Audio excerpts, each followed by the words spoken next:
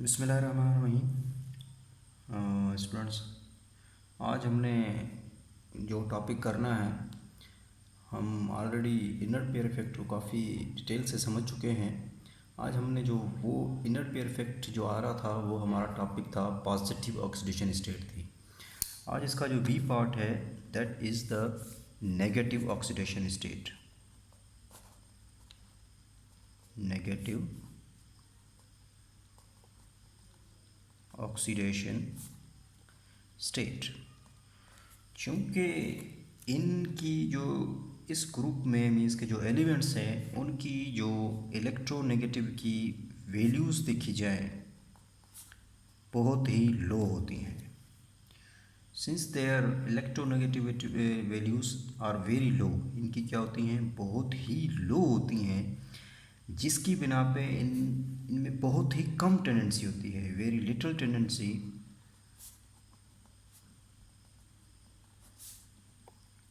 to show negative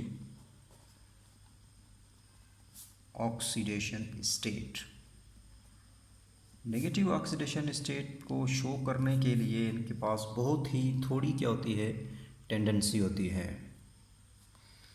means के आपके पास क्या आएगा, M4 नेगेटिव। M आपके पास कौन से हो सकते हैं, मेटल्स हो सकते हैं, मींस के ये वाले जो आप वीक 4th ग्रुप में पढ़ रहे हो, जिसमें आपके पास carbon, silicon, germanium, tin and lead आते हैं। अब हमने इसमें देखनी है कुछ एग्जांपल्स हैं इसमें जो कि शो करते हैं M4 नेगेटिव ऑक्सीडेशन स्टेट, जिसमें आपकी एग्जांपल जो आती है, पहली आपकी जो ये मीन्स के कार्बाइड्स में ज़्यादातर ये -4 जो है वो ऑक्सीडेशन स्टेट शो होती है। इसमें पहला आता है मिथेनाइड। मिथेनाइड में आपके पास आएगा C4 नेगेटिव आती है। तो इसकी एग्जांपल हम देंगे। एग्जांपल में आपके पास आता है Be2C। Be2C में इसके एग्जांपल में आता है, यहाँ इसको आप लिखोगे Be4C2।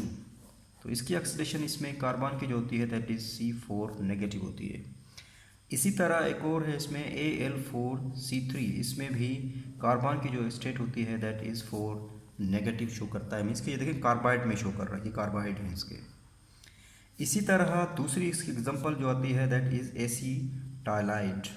एसीटाइलाइड में भी ये शो करता है, जिसकी ऑक्सीडेशन स्टेट होती है C22 नेगेटिव में ये कार्बाइड जो है अपनी ऑक्सीडेशन स्टेट शो करते हैं, जिसमें आपकी एग्जांपल आती है Na2C2 नेगेटिव। मीन्स के Na2C2 में आपके पास क्या है, C22 नेगेटिव है। इसी तरह CaC2 में भी आपके पास क्या है, C22 नेगेटिव है, कैल्शियम कार्बाइड में, ठीक है, कैल्शियम एसिटालाइड इसको कहते हैं। इसी तरह आपके पास आ जाएगा एलिलाइड में जो इसकी कार्बन की वैलेंसी होती है दैट इज C34 नेगेटिव होती है। किसमें, एलिलाइड में, जिसकी एग्जांपल आपकी आती है Mg2C3 में। ये जो कार्बन है इसकी C34 नेगेटिव होती है। मीन्स कि अगर आप देख सकते हैं मैग्नीशियम +2 होता है, तो +2 इसको कर दो -4, सो C3 -4 होती है इसकी वैलेंसी या ऑक्सीडेशन स्टेट। तो ये था ऑक्सीडेशन स्टेट। अब हमने क्या करना है, किसी भी जो नेचर है किसी कंपाउंड्स की हमें पता करना है। कुछ आपको पता है इस ग्रुप में M2 पॉजिटिव भी हैं और M4 पॉजिटिव कंपाउंड्स भी बन रहे हैं। अब इन कंपाउंड्स की नेचर को हमने डिफाइन करना है कि आया ये किस नेचर के हैं। क्या ये कोवलेंट नेचर के हैं, क्या ये आयोनिक नेचर के हैं। इनकी नेचर हमने पता करनी है, लेकिन कैसे पता करनी है। इन दोनों की नेचर को डिफाइन करता है एक रूल। एक रूल जो होता है वो इनको क्या करता है, डिस्क्राइब करता है इनकी नेचर को। वो रूल जो होता है that rule name is फजान्स rule. इस रूल का नाम होता है फजान्स रूल। इस रूल के मुताबिक जितना केटाइन सिमिलर होगा, जितना केटाइन क्या होगा, सिमिलर होगा, जितना केटाइन क्या होगा, सिमिलर होगा, उतना ही उसके अंदर क्या होगा, कोवलेंट कैरेक्टर ज़्यादा होगा उस कंपाउंड के अंदर। तो सिमिलर द केटाइन, जितना केटाइन क्या होगा, सिमिलर होगा, मैक्सिमम या ग्रेटर अमाउंट ऑफ, उसके अंदर क्या होगा, ग्रेटर अमाउंट होगा, greater amount of covalent character in its compound, उसके कंपाउंड में उतना ही ज़्यादा क्या होगा, कोवेलेंट कैरेक्टर होगा। अब आपके पास दो हैं, एक आपके पास आता है M4 पॉजिटिव, यहाँ पे मैंने लिखता है यहाँ पे M2 पॉजिटिव। अब जितना ये सिमिलर कैटायन है M4 पॉजिटिव, इसमें से 4 इलेक्ट्रॉन निकले तब भी M4 पॉजिटिव है ना, इलेक्ट्रॉन निकलने के बाद वो साइज सिमिलर हो गया, इट मीन्स कि ये क्या हो गया, कोवेलेंट हो गया। और इसमें आपके पास ये क्या होता है, दैट इज़ आयोनिक। आपके लिए कुछ एग्जांपल मैं छोड़ देता हूँ, उसमें आपने बताना है कौन सा कोवेलेंट है और कौन सा आयोनिक है। इसमें आपके पास है SN4 पॉजिटिव, SN2 पॉजिटिव, इसी तरह Pb2 पॉजिटिव, Pb4 पॉजिटिव, इसी तरह आपके पास आता है germanium 4 positive and germanium 3 positive. इनको आपने बताना है, ये 3 नहीं सॉरी 2 पॉजिटिव, ठीक। तो इनमें आपने बताना है कि कौन सा कोवेलेंट कैरेक्टर है और कौन सा आयनिक कैरेक्टर है। अगर देखा जाए तो इसमें हम ऑलरेडी जो है पढ़ चुके हैं पॉजिटिव ऑक्सीडेशन स्टेट में, जब हम डाउन द ग्रुप आते हैं तो +4 ऑक्सीडेशन स्टेट क्या होती है, वो अनस्टेबल होती है, और +2 जो ऑक्सीडेशन स्टेट होती है वो क्या हो रही होती है, स्टेबल हो रही होती है। इसका मतलब है down the group ionic character क्या कर रहा है इनका, डाउन द ग्रुप इनका जो आयनिक कैरेक्टर है वो क्या कर रहा है, मीन्स के आयनिक जो कंपाउंड की फॉर्मेशन हो रही है वो क्या कर रही है, इंक्रीज कर रही है। So down the group formation of ionic compound increase. हम लिख सकते हैं डाउन द ग्रुप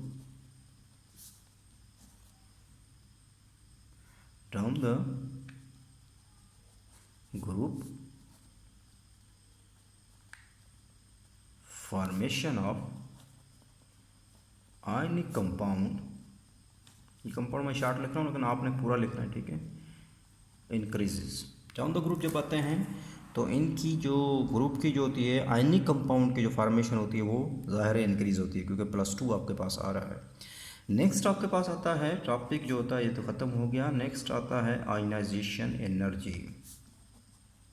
अगर आप ग्राफ को गौर से देखेंगे, बुक में जो बना हुआ है उस ग्राफ को अगर आप गौर से देखें तो ये ग्राफ जो होता है कार्बन से लेकर 10 तक आयनाइजेशन एनर्जी क्या कर रही है, डिक्रीज कर रही है। सेकंड आयनाइजेशन एनर्जी आप कह सकते हैं इसको। सेकंड आयनाइजेशन एनर्जी क्या कर रही है, डाउन द ग्रुप इसके कार्बन से 10 तक डिक्रीज कर रही है, लेकिन लेड में जब आते हैं तो फिर ये स्लाइटली इंक्रीज करती है, ठीक। आयनाइजेशन एनर्जी जो होती है कार्बन टू 10 क्या कर रही है, डिक्रीज कर रही है, फॉल कर रही है, एज ए रेगुलर ट्रेंड को वो फॉलो कर रही है। बट इन लेड में इट स्लाइटली या मार्जिनली इंक्रीज करती है। ऐसा क्यों है, रीज़न लिखते हैं। अभी रीज़न आप लोगों को पता है कि जब आप लेड में आते हैं तो वहाँ पे क्या आता है, इनर्ट पेयर इफेक्ट आ जाता है, due to inert pair effect. एक तो ये रीज़न हो गया, इनर्ट पेयर इफेक्ट। हमने पता है कि इनर पेयर इफेक्ट में आपको पता था, मैंने बता चुका हूँ कि इनर पेयर इफेक्ट में जो आपके पास 6x लेड में क्या हो सकते हैं, 6x2 है और ये 6p इलेक्ट्रॉन है। अब ये जो 6 इलेक्ट्रॉन जो हैं ये रिलेक्टेंट शो करते हैं, ये अनविलिंगनेस शो करते हैं, ये विलिंगनेस शो नहीं करते। क्यों, बिकॉज न्यूक्लियस के करीब होने की वजह से ये क्या करता है, न्यूक्लियस और दूसरे जो होता है दूसरा f ऑर्बिटल्स का पुअर शील्डिंग इफेक्ट या पुअर जो स्क्रीनिंग पावर होने की वजह से ये जो इलेक्ट्रॉन्स होते हैं अब वहाँ पे स्क्रीनिंग इतना ज़्यादा नहीं स्क्रीन कर पाता, जिसकी बिना पे ये न्यूक्लियस जो है इनको बहुत ज़्यादा स्ट्रांगली अट्रैक्ट करता है। जब न्यूक्लियस इनको क्या करता है, स्ट्रांगली अट्रैक्ट करता है, जिसकी बिना पे ये 2 इलेक्ट्रॉन जो हैं, जिसको ऐसे नाम रखते हैं इनर्ट पेयर इफेक्ट रखा गया है, ये 2 इलेक्ट्रॉन जो हैं वो रिलेक्टेंट शो करते हैं इन दी फॉर्मेशन ऑफ बॉन्ड में। अब इन 2 इलेक्ट्रॉन को निकालने के लिए आपको क्या चाहिए, बहुत ज़्यादा एनर्जी चाहिए। तब भी जब आप ज़्यादा एनर्जी लगाते हैं इसका मतलब ये होता है कि लेड की आयनाइजेशन एनर्जी क्या कर जाती है, इंक्रीज कर जाती है। इसी तरह अगर आप इसकी 4th आयनाइजेशन एनर्जी देखें, 4th आयनाइजेशन में इसके 4 इलेक्ट्रॉन अगर आप निकालना चाह रहे हैं, देखें अब 4 इलेक्ट्रॉन निकालेंगे तब भी आपको 4 इलेक्ट्रॉन निकालने हैं। इसका मतलब ये है कि आपको क्या चाहिए, बहुत ज़्यादा एनर्जी चाहिए इन इलेक्ट्रॉन को निकालने के लिए, एज़ कम्पेयर टू आपके पास अगर 5s से ऊपर वाला 5s है उसमें से तो आप आसानी से इलेक्ट्रॉन निकाल सकते हो। यहाँ पे इनर्ट पेयर इफेक्ट आ गया है। अब ज़्यादा आपको क्या चाहिए, आयनाइजेशन एनर्जी देनी है, जिसकी बिना पे इसकी आयनाइजेशन एनर्जी क्या कर जाती है, इंक्रीज कर जाती है। होप के समझ आ गई होगी। दूसरा इसके में आपका पास आता है, दूसरा भी मैं आपको एक इफेक्ट पढ़ा चुका हूँ, वो था रिलेटिविस्टिक कॉन्ट्रैक्शन थी। रिलेटिविस्टिक कॉन्ट्रैक्शन थी। रिलेटिविस्टिक कॉन्ट्रैक्शन जो होती है डाउन द क्या करती है, डाउन द ग्रुप इंक्रीज करती है। हमने पढ़ा था रिलेटिविस्टिक कॉन्ट्रैक्शन क्या करती है, डाउन द ग्रुप इंक्रीज करती है। हेवियर एलिमेंट में ये बहुत ज़्यादा होती है, ये बहुत ज़्यादा अपीयर हो जाती है। जो हेवियर लेड क्या है आपका हेवियर एलिमेंट है। अब हेवियर एलिमेंट में क्या होती है, ज़्यादा अपीयर होती है, ज़्यादा ऑब्जर्व होती है। इसमें रिलेटिविस्टिक कंस्ट्रक्शन में ये होता है, आपको बता चुका हूँ कि ये जो एस ऑर्बिटल्स हैं दैट इज़ क्लोज टू क्या होता है, drawn towards the nucleus, that is close and drawn towards the nucleus. जो एस ऑर्बिटल्स है ये क्या होता है, ड्रॉन टूवर्ड्स द न्यूक्लियस। ये न्यूक्लियस के क्या आता है, करीब आ जाता है, very close to the nucleus, nucleus के बिल्कुल नज़दीक आ जाता है। जब न्यूक्लियस के नज़दीक आ जाता है, अब इन दो इलेक्ट्रॉन को निकालने के लिए ज़ाहिर बहुत ज़्यादा एनर्जी चाहिए, जिसकी बिना पे लेड की आयनस एनर्जी क्या कर जाती है, इंक्रीज कर जाती है। अब आपको इनर्ट पेयर इफेक्ट को अगर हमने स्टडी करना है तो इनर्ट पेयर इफेक्ट जो दोनों की बॉन्ड फॉर्मेशन में हिस्सा ले रहा है, आयनिक बॉन्ड की फॉर्मेशन में भी हिस्सा लेता है, कोवलेंट बॉन्ड की फॉर्मेशन में भी हिस्सा लेता है। हम यहाँ पे दो चीज़ों को मीन्स के एक्सप्लेन करूँगा, एक मैं लेड को एक्सप्लेन करूँगा, दूसरा मैं यहाँ पे कार्बन को एक्सप्लेन करता हूँ। अब दोनों में इनर्ट पेयर इफेक्ट जो है लेड में भी आपका है। अगर कार्बन को देखेंगे वहाँ पे, अब देखें कार्बन जो होता है that form the covalent bond. Carbon जो होता है क्या बनाता है, कोवलेंट बॉन्ड बनाता है, फजान जरूर भी आ जाता है, सिमिलर साइज हो जाता है। जबकि लेड आपका क्या बनाता है, यहाँ पे आयनिक बॉन्ड बनाता है। इसके अपना दो आपका inert pair effect in the formation of ionic bond and inert pair effect in the formation of covalent bond को आप देखेंगे किस तरह होता है। आयनिक बॉन्ड में अब आप देख सकते हैं कि लेड में इनर्ट पेयर इफेक्ट होने की वजह से, हमने पढ़ा है कि लेड में आपके पास इनर्ट पेयर इफेक्टिव होने की वजह से सिर्फ यही दो इलेक्ट्रॉन्स आपके क्या होते हैं, इसके इसमें ये जो दो इलेक्ट्रॉन्स हैं ये तो रिलेक्टेंस शो करते हैं, लेकिन जो ऊपर वाले पी ऑर्बिटल्स हैं ये जब याद रखिएगा, जब भी आपके पास जो बॉन्ड बनेगा, इस दौरान एक बॉन्ड बनता है, लेट सपोज किसी कंपाउंड के साथ इसका बॉन्ड बना, उस दौरान एनर्जी रिलीज होगी। इस तरह दूसरा जो बॉन्ड बनेगा उस दौरान भी एनर्जी क्या होती है, रिलीज होती है। ये एनर्जी इतनी ज़्यादा नहीं होती, ये एनर्जी क्या होती है, इतनी ज़्यादा नहीं होती कि यहाँ से जो इलेक्ट्रॉन है इनको एक्साइट कर पाए, क्योंकि ये इलेक्ट्रॉन जो होते हैं that are close to the nucleus, ये इलेक्ट्रॉन इतने क्लोज होते हैं न्यूक्लियस में। अब क्योंकि यहाँ पे कार्बन हम पढ़ेंगे तो आपको ये समझ आ जाएगा, यही वजह है कि लेड जो होता है वो Pbx2 में ही एग्जिस्ट करता है। Lead does not exist in the Pbx4, ये डिकम्पोज कर जाता है, स्टेबल नहीं होता, ये स्टेबल इसमें होता है, ठीक है। तो स्टेबल होने, दूसरा हम क्या करते हैं, डाउन द ग्रुप जब आते हैं, दूसरा इसमें रीज़न क्या है, एक तो ये है कि इनर्ट पेयर इफेक्ट होने की वजह से यहाँ से तो बॉन्ड बनता है, ये इतनी ज़्यादा एनर्जी तो होती, अगर होगी भी तब भी इन इलेक्ट्रॉन को एक्साइट ही नहीं कर पाते। अगर ये इलेक्ट्रॉन एक्साइट हो जाता, ये इलेक्ट्रॉन क्या होते हैं, अनपेयर्ड हो जाते, सारे के सारे इलेक्ट्रॉन क्या हो जाते हैं, अनपेयर्ड हो जाते, तो फिर आपके पास चार बॉन्ड आ सकते थे। लेकिन ये इलेक्ट्रॉन अनपेयर्ड होते ही नहीं है, ये न्यूक्लियस होने की वजह से ये पेयर्ड की फॉर्म में होते हैं। इसके अगर हम देखें इसमें 2s2 सॉरी ये आपके पास हो जाएगा 6s2 एंड 6p2 होते हैं। अब यहाँ पे अगर हम देखें इसको तो यहाँ पे आ जाता है 6s2 6px 6py 6pz, इसमें एक इलेक्ट्रॉन, इसमें एक इलेक्ट्रॉन। अब यहाँ से तो एक बॉन्ड बनेगा क्योंकि अनपेयर्ड है, ऑर्बिटल ओवरलैप करेंगे, दूसरा मीन्स के एक इलेक्ट्रॉन वहाँ से लेके इलेक्ट्रॉन पेयर हो जाएंगे तो आपके पास बॉन्ड बन जाएगा। इस तरह यहाँ से भी बॉन्ड बन सकता है, ओवरलैपिंग हो जाएगी, इलेक्ट्रॉन पेयरिंग हो जाएगी, लेकिन इसके साथ तो वो बॉन्ड नहीं बनाता। अब इस दौरान जब बॉन्ड बनता है तो मैंने आपको बताया था एनर्जी रिलीज़ होती है। ये एनर्जी इतनी ज़्यादा नहीं होती कि इन दो इलेक्ट्रॉन को वो क्या कर पाए, एक्साइट कर पाए। अगर ये इलेक्ट्रॉन एक्साइट हो जाते हैं, एक इलेक्ट्रॉन अगर देखें यहाँ पे दो इलेक्ट्रॉन, लेट सपोज अगर ये हो जाते हैं, ये इलेक्ट्रॉन एक इधर आ जाता है तो फिर आपके पास चार इलेक्ट्रॉन आ जाएंगे तो बॉन्ड आपका इजीली बन जाएगा। लेकिन इस केस में आपके पास due to the inert pair effect की वजह से, हेवियर एलिमेंट की रिलेटिव कंस्ट्रक्शन की वजह से, ये जो है एनर्जी जहाँ पे अब वहाँ पे बॉन्ड तो बन रहा है लेकिन इतनी ज़्यादा एनर्जी नहीं होती कि इन इलेक्ट्रॉन्स को वो क्या कर सके, यहाँ से निकाल सके और इसको एक्साइट कर सके पेयर्ड फॉर्म, मीन्स कि उसको अनपेयर्ड फॉर्म में लेकर आए। दूसरा इसमें ये होता है कि जो बॉन्ड एनर्जी होती है डाउन द ग्रुप क्या कर रही है, डिक्रीज करती है। क्यों डिक्रीज करती है, बिकॉज डाउन द ग्रुप जब आते हैं तो कार्बन आ गए, सिलिकॉन में यूनोवेल के साइज इंक्रीज कर रहा है। जब साइज इंक्रीज करता है तो इनके दरमियान में जो बॉन्ड लेंथ होती है वो भी क्या कर जाती है, इंक्रीज कर जाती है। इसका मतलब है बॉन्ड को आप आसानी से तोड़ सकते हो, ब्रेक कर सकते हो। तो that's why down the group जो होती है, डाउन द ग्रुप ग्रुप जब आप डाउन द ग्रुप आते हैं तो आपके पास जो होती है वो बॉन्ड एनर्जी होती है वो फॉल करती है। बॉन्ड एनर्जी जब ज़ाहिर है बॉन्ड एनर्जी फॉल करेगी, जब ये बॉन्ड बनेगा, देखिए बॉन्ड एनर्जी फॉल कर रही है, इसका मतलब है जब बॉन्ड बनेगा तो इतनी ज़्यादा एनर्जी नहीं है कि इनको एक्साइट कर पाए, और अगर एक्साइट कर पाती तो फिर आपके पास हम कह सकते थे कि ये क्या बन सकता है, PX4। दैट्स वाई PPX2 जो होता है वो X4 में एग्जिस्ट ही नहीं करता, या M4 पॉजिटिव में नहीं एग्जिस्ट करता। यहाँ पे अगर देखें कोवलेंट बॉन्ड के, इसमें कार्बन में अगर देखें, ये कार्बन क्या कर रहा है, कोवलेंट बॉन्ड बना रहा है। कार्बन जो होता है वो क्या कर रहा है, कोवलेंट बॉन्ड बना रहा है। अगर इस केस में हम देखें तो कार्बन का हम यहाँ पे अगर देखें ऑर्बिटल्स, इसको थोड़ा ऊपर बना लीजिए ताकि इसकी एनर्जी थोड़ी हायर होती है। सॉरी मैंने नीचे बना दिया, चलो इसको नीचे कर देते हैं, यूँ कर देते हैं, ठीक है। यहाँ पे आपके पास 2s हो गया और ये आपके पास 2p हो गए, ये आपके पास 2px हो गया, 2py हो गया और 2pz हो गया। इसमें तो 2 इलेक्ट्रॉन हैं, इसमें भी 2 इलेक्ट्रॉन हैं। अब इसमें क्या होता है कि बॉन्ड एनर्जी जो होता है, मैंने बताया था डाउन द वो फॉल करती है, बॉन्ड बनता है तो एनर्जी कम होती जाएगी, नीचे आएंगे तो कम होती जाएगी। जब कम होती जाएगी तो इन इलेक्ट्रॉन को एक्साइट नहीं, लेकिन टॉप द होने की वजह से, स्मॉल साइज होने की वजह से जो बॉन्ड बनता है तो वो इतनी ज़्यादा एनर्जी, एक्स्ट्रा एनर्जी होती है कि वो क्या कर जाती है, जब इनके दरमियान में फॉर एग्जांपल इधर आकर आप बॉन्ड बनाना चाह रहे हैं, एक इधर बनाना चाह रहे हैं, इस दौरान भी इसकी एनर्जी रिलीज़ होगी, इस दौरान भी इसकी एनर्जी रिलीज होगी। इट इज़ इनफ, ये इतनी ज़्यादा होती है, काफ़ी होती है कि इन 2 इलेक्ट्रॉन को वो क्या कर पाए, एक्साइट कर पाए। जब ये 2 इलेक्ट्रॉन क्या हो जाएंगे, एक्साइट हो जाएंगे, यहाँ पे अब 1 इलेक्ट्रॉन आ जाएगा और यहाँ पे अब आपके पास कितने आ जाएंगे, 3 इलेक्ट्रॉन आ जाएंगे। दैट्स वाई कार्बन जो होता है वो CX4 बनाता है और वो किस फॉर्म में होता है, आयनिक बॉन्ड की, सॉरी कोवलेंट बॉन्ड बनाता है।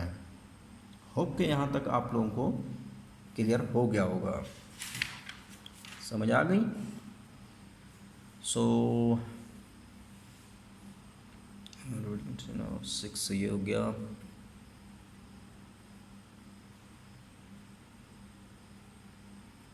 अच्छा, दूसरा इसमें जो रीज़न होता है, मुझे जहन में भी आया, मैंने किताब से देखा तो ज़ाहिर मुझे याद आ गया। दूसरा इसमें ये होता है कि आपके पास जब आप डाउन द ग्रुप आते हो तो इन दोनों के दरमियान में, इस ऑर्बिटल्स और इस ऑर्बिटल में, इसके 6p और 6s के ऑर्बिटल्स में, मीन्स के लेड के केस में देख रहे हैं, due to the relativistic contraction, देखिए रिलेटिविस्टिक कंट्रैक्शन की वजह से ये s ऑर्बिटल क्या आ जाता है, न्यूक्लियस के करीब आ जाता है। जब ये न्यूक्लियस के करीब आ जाता है तो अब आपके पास 6p एंड 6x के दरमियान में एनर्जी गैप क्या कर जाएगा, अब बढ़ जाएगा। एनर्जी गैप जब बढ़ जाएगा, एनर्जी का जब देखिए इस केस में अगर हम कहें कि तो फॉर एग्जांपल इसका एनर्जी गैप इतना है, इलेक्ट्रॉन जो हैं वो आसानी से क्या हो जाते हैं, यहाँ से p ऑर्बिटल्स में वो क्या कर सकते हैं, जा सकते हैं, क्योंकि गैप थोड़ा सा है, एनर्जी थोड़ी सी मिली और ये एक्साइट हो गए, हायर में चले गए और बॉन्ड बन गया। लेकिन इस केस में जब हम आते हैं तो 6p और रिलेटिविस्टिक कंट्रैक्शन के दरमियान में, यहाँ पे अगर हम 6p कहते हैं तो यहाँ पे आपके पास क्या आता है, लेट्स सपोज 6c आ जाता है, तो एनर्जी गैप इतना ज़्यादा आ जाता है। जब एनर्जी गैप बढ़ जाएगा तो एनर्जी तो उसको मिल रही है लेकिन वो भी कम मिल रही है, तो इलेक्ट्रॉन का एक्साइट होना ही नामुमकिन है, जिसकी बिना पे वो क्या कर सकता है, 2 ही बॉन्ड बना सकता है। नेक्स्ट हम आज कर लेते हैं आगे एक और, the chlorides of carbon.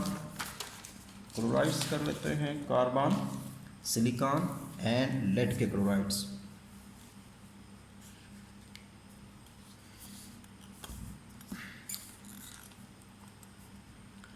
The